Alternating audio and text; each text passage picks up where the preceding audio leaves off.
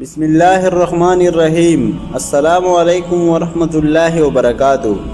نبی کریم صلی اللہ علیہ وآلہ وسلم نے بلال رضی اللہ عنہ تعالی عنہ سے فجر کے وقت پوچھا کہ اے بلال، مجھے اپنے سب سے زیادہ امید والا نیک کام بتاؤ جسے تم نے اسلام لانے کے بعد کیا ہے، کیونکہ میں نے جنت میں اپنے آگے تمہارے جوتوں کا چاپ سنی ہے۔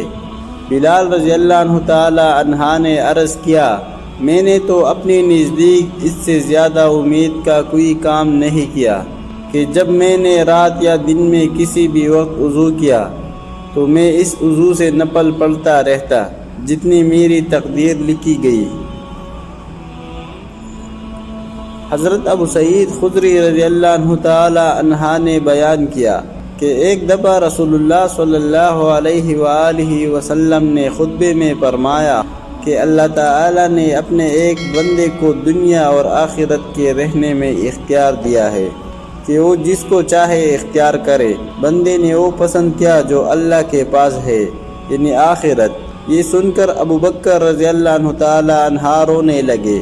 میں نے اپنے دل میں کہا کہ اگر اللہ نے اپنے کسی بندے کو دنیا اور آخرت میں سے کسی کو اختیار کرنے کو کہا اور اس بندے نے آخرت پسند کر لی تو اس میں ان بزرگ کے رونے کی کیا وجہ ہے؟ لیکن یہ بات تھی کہ بندے سے مراد رسول اللہ صلی اللہ علیہ وآلہ وسلم ہی تھے، اور ابو بکر رضی اللہ عنہ تعالی عنہ ہم سب سے زیادہ جاننے والے تھے۔ نبی کریم صلی اللہ علیہ وآلہ وسلم نے اس سے فرمایا، ابو بکر آپ روئے مت، اپنی صحبت اور اپنی دولت کے ذریعے تمام لوگوں سے زیادہ مجھ پر احسان کرنے والے آپ ہی ہیں، اور اگر میں کسی کو خلیل بناتا تو ابو بکر کو بناتا، لیکن دوستی تو اللہ کے سوا کسی سے نہیں ہو سکتی، اس کے بدلے میں اسلام کی برادری اور دوستی کافی ہے۔ مسجد میں ابو بکر رضی اللہ عنہ تعالی عنہ کی طرف کے دروازے کے سوا تمام دروازے بند کر دیے جائے۔